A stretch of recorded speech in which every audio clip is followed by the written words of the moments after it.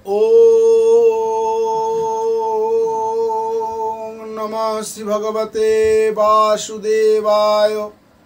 ओम नमः श्री भगवते वासुदेवाय। ओम नमः श्री भगवते वासुदेवाय। ओम बम्बन देवाय गो ब्राह्मण हिताय च जगद्धिताय कृष्णाय गोविंदाय नमो नमः। हे कृष्ण करुणा सिंधु दीन बंधु जगतपते गोपेश गोपियाकांत राधाकांत नमस्ते। সবার মালিক একজন, এই কথাটি অতি সহজে বলা যায়, কিন্তু পালন করা খুব কঠিন। যিনি পালন করেন তিনি রাজা, আর যে বুঝে গেছে তাকে সবাই পাগল বলে। রাজা কে? যিনি পালন করে, অর্থাৎ তার আর কোনো দিন ভাত কাপড়ের কষ্ট হয় না। এবার প্রশ্ন করা যেতে পারে, শ্রী ওং জয় নরসিংহ দেব কি বা কি?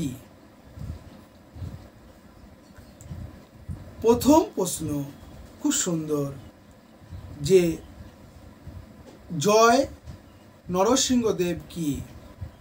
নরসিংহদেব কি? এর উত্তর অতি সোজা। স্বয়ং শ্রী শ্রী বাসুদেব শ্রীকৃষ্ণই হচ্ছে শ্রী শ্রী নরসিংহদেব। তারপরে আপনি প্রশ্ন করতে পারেন, শ্রী শ্রী নরসিংহদেবের কিভাবে আবির্ভাব হলো? এই দ্বিতীয় প্রশ্নের উত্তর সমাধান এই যে, খুব সংক্ষেপে, নরসিংহদেবের মুখমণ্ডল ছিল সিংহের মতো, আর অর্ধেক শরীর অর্থাৎ অর্ধেক দেহ সিংহের আর অর্ধেক দেহ নরের। তাই ভক্তের কাছে নরসিংহদেব কেন আবির্ভাব হলো সেটা তো আমরা সবাই জানি। তৃতীয় প্রশ্ন করতে পারি আমরা, যে তার চরণ বন্দনা কেমন করে করব? তার চরণ বন্দনা, হে মাধব, হে লক্ষ্মীপতি, যিনি ভক্তের মান রক্ষা করার জন্য, ভক্তকে সর্বদা রক্ষা করার জন্য, যিনি সেই স্বয়ং বিষ্ণু যখন নরসিংহ রূপ ধারণ করেছিলেন, তার কাছে আমরা ঠিক এইভাবে প্রার্থনা করব, যে তার কাছে আমরা কিছুই চাইব না, তার কাছে আমরা এইভাবে প্রার্থনা করব, নিজের কথা, নিজের চৈতন্য বিকশিতের কথা আমরা তার কাছে বলবো। আমার গুরুদেব এইভাবেই প্রার্থনা শিখিয়েছিলেন, তাই আপনাদেরও সেইভাবে প্রার্থনা আমি শোনাচ্ছি। আমার গুরুদেব যা শিখিয়েছিলেন নরসিংহদেবের কাছে কীভাবে প্রার্থনা করতে হয়। হে নরসিংহদেব, হে প্রভু, দয়া করে আমার মধ্যে যে আসুরিক শক্তিগুলো আছে সব বিনাশ করো। হে নরসিংহদেব, আমার ভেতরে যে ছটা রিপু খুব বেশি করে তীব্র মাত্রায় বর্তমান রয়েছে, সেই ছটা রিপুকে দমন করো। হে প্রভু, দয়া করে আমায় শিখিয়ে দাও কিভাবে আত্মজ্ঞান লাভ করব।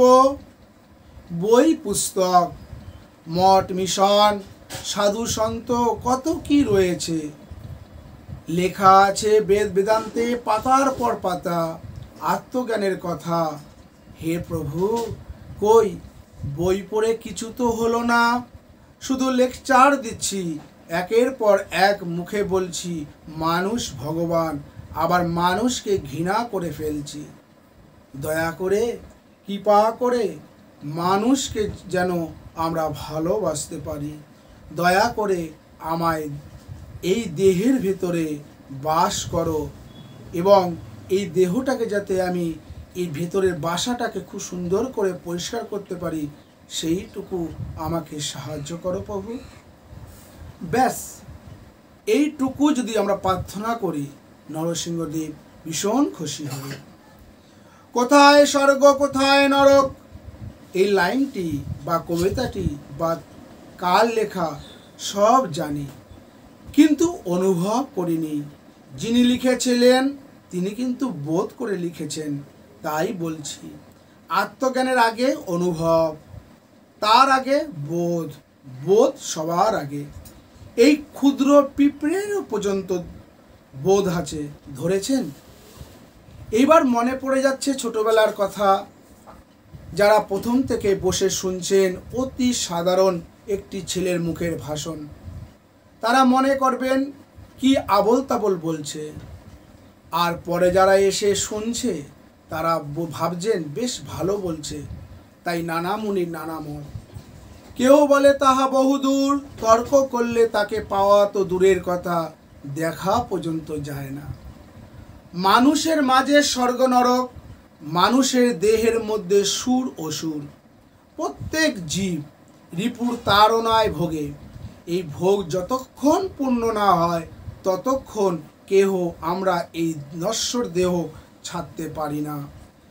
6টি রিপু সব জীবের মধ্যে বর্তমান, আরশোলা পর্যন্ত। সবচেয়ে মজা কি জানেন? সংসারে আমরা বেশ ভালো আছি, কেন বলুন তো? ঘরে বসে ঠাকুরকে ডাকতে পারি, আবার ঠাকুর ডাকতে ডাকতে পাগল হয়ে মাথা গরম হলে বউ মাথায় তেল দিয়ে দেয়, এতে বদনামের কোনো ভয় নাই। ধরেছেন? কথাটি বিতর্ক করবেন না প্লিজ, স্বয়ং বিচার করে দেখুন। জয় নরসিংহদেব কি জয়। ওং শ্রী শ্রী নরসিংহদেব কি জয়। আজ খুব বলতে ইচ্ছা করছে, কিন্তু গুরু বারবার ভিতর থেকে বারণ করছে। গুরু ছাড়া জীবনে কিছু নেই। তোমাকে সবাই ত্যাগ করবে, সবাই ভুলে যাবে, কিন্তু গুরু কখনো তোমায় ত্যাগ করবে না। এই কথাটি প্রথম শুনেছিলাম আমার গুরুদেবের কাছে। আমার গুরুদেব দেখেছি বেশ আমার ভগবান দেখা হয়ে গেছে, অর্থাৎ আমি আমার গুরুকে যখন এই মানস চক্ষে দর্শন করেছি, অতএব আমি ভগবানকেই দর্শন করেছি। কেউ কেউ বলবে গুরু কখনো ভগবান হয়? আমি আপনাদের বলবো হ্যাঁ হয়, শাস্ত্রে তা প্রমাণ আছে। যার যেমন খোঁজ তার তেমন পাওনা হয়। একটি পকেট মারেরও গুরু আছে। আর আপনি আত্মজ্ঞান করতে চাইছেন, এদিকে বলছেন আমার গুরু দরকার নেই। না ভাই, গুরু প্রয়োজন আছে। স্বয়ং বিচার করে দেখুন। বেদান্তের উপনিষদের সেই অমৃত কথা আমরা সবাই জানি, আবার সবাই জানি না। কি সেই অমৃত কথা? তুমি অমৃতের সন্তান, ব্যাস এইটুকু। এই এক লাইন মুখস্থ করে বলতে লাগে বারবার নিজের ভেতরে, আমি অমৃতের সন্তান। বেশ, এইভাবে 21 দিন অনবরত জপ করে দেখো, তুমিও আমার মতো সুন্দর করে ভাষণ দিতে পারবে। কিন্তু শাস্ত্র তো জানো না, তাই 1-2 লাইন শুনে বা পড়ে যদি কারোর জ্ঞান লাভ হতো, তাহলে বাজারে গেলে এত হইচই শোনা যেত না। যার জ্ঞান হয়েছে সে চুপ হয়ে গেছে। জ্ঞান লাভ বা ঈশ্বর লাভ একই কথা। তখন অন্তর পরিষ্কার হয়ে যায়। ভাবনাগুলো লক্ষ্য করো। আমার গুরুদেব বলতেন, ভাবনাগুলো লক্ষ্য করো, তারা পরিণত হয় শব্দে, শব্দগুলো পরিণত হয় ব্যক্তির ক্রিয়াতে, ব্যক্তির ক্রিয়া তৈরি করে তার অভ্যাস, অভ্যাস একমাত্র তৈরি করে তার চরিত্র। আর যার যেমন চরিত্র তার লক্ষ্য তেমন হয়। ধরেছেন? আমরা অন্যের সমালোচনা করতে বেশি ভালোবাসি, তাই তো চায়ের দোকানে এত ভিড়, মদের দোকানে এত লাইন। ধরেছেন? তাই আমার গুরুদেব বলতেন, সমালোচনা যদি করতে হয় তাহলে ঈশ্বরকে নিয়ে সমালোচনা করো। দেখবে একদিন এইভাবে অভ্যাস করতে করতে ঈশ্বরের খোঁজ বা সদ্গুরুর খোঁজ পেয়ে যাবেন। লোকনাথ বাবা কি করেছেন? লোকনাথ বাবা কোনো চাকরি করেছেন? না ব্যারিস্টার বা উকিল বা গায়ক ইত্যাদি হওয়ার জন্য চেষ্টা করেছেন? না, শুধু ঈশ্বর চিন্তা বা ঈশ্বর সাধনা করে গেছেন। তাই তিনি ঈশ্বর রূপে ঘরে ঘরে পূজিত হচ্ছেন। ধরেছেন? আচ্ছা, আমাদের বা আমার নিজের আত্মজ্ঞান হয়েছে কি করে বুঝবো? যখন দেখব নিজের অন্তরে সেই পরম আনন্দ অনবরত হয়ে চলেছে। যেমন নদীর স্রোত বইতে থাকে, সে জানে না কোথায় তার গন্তব্য। ঠিক আত্মজ্ঞান হলে এই রকম হয়, তখন ঠিক ঠিক ঈশ্বরকে নিয়ে থাকা যায়। সংসারে থেকে ঈশ্বরকে ডাকা খুব সহজ এই বর্তমান সময়ে 2025 সালে। কেন? ইন্টারনেট যুগে ধরেছেন। ইন্টারনেট যুগে ঘরে বসে, চায়ের দোকানে বসে, মোবাইলে বা টিভির চ্যানেলে চোখ রাখতে বৃন্দাবনে শ্রী প্রেমানন্দজির মতো মহান মানুষের কথা শোনা যায়। এই রকম মানুষ পৃথিবীতে বারবার আসে, আবার চলেও যায়। যার বোঝার ঠিক বুঝে সময় নষ্ট করে না, সে অফিসের ফাঁকে ফাঁকে মোবাইলে অন করে এই রকম প্রেমানন্দজির মতো অনেক মহাপুরুষের কথা শুনতে পারে। এবং যদি আমার ইচ্ছা হয়, ধরেছেন, একটা জিনিস লক্ষ্য করবেন নিজের জীবনে, সে আপনি রাজনীতিবিদ হন, খেলোয়াড় হন, বা খেলার দুনিয়ায় বা সিনেমা বা আধ্যাত্মিক জগতে যেখানেই হোক না কেন, আপনি যখনই উপরে উঠছেন তখন কেউ না কেউ আপনাকে পা ধরে টেনে নামানোর চেষ্টা করবে। যে ওই টানকে সহ্য করে ধৈর্য ধরে নিজের লক্ষ্যের দিকে এগিয়ে যায়, সেই একমাত্র উপরে উঠতে পারে। ধৈর্য ধরে শেখাটা একান্তই প্রয়োজন। নিজের লক্ষ্যে পৌঁছানোর জন্য অনেক কঠিন লড়াই করতে হয়। সবাই চায় সিংহাসন। যে ধৈর্য ধরে এগিয়ে যায়, সে জীবন যুদ্ধে যেতে, ধরেছেন। ওং শ্রী নরসিংহদেব কি জয়। ওং শ্রী নরসিংহদেব কি জয়। ঠাকুর শ্রী শ্রী রামকৃষ্ণ দেব বলতেন, এই কলিযুগে কোনো যাগ যজ্ঞ দরকার নাই, শুধু সত্যকে ধরে থাকলেই হলো। সত্য কি? সত্য একমাত্র ঈশ্বর। ঈশ্বর ছাড়া সব মিথ্যা।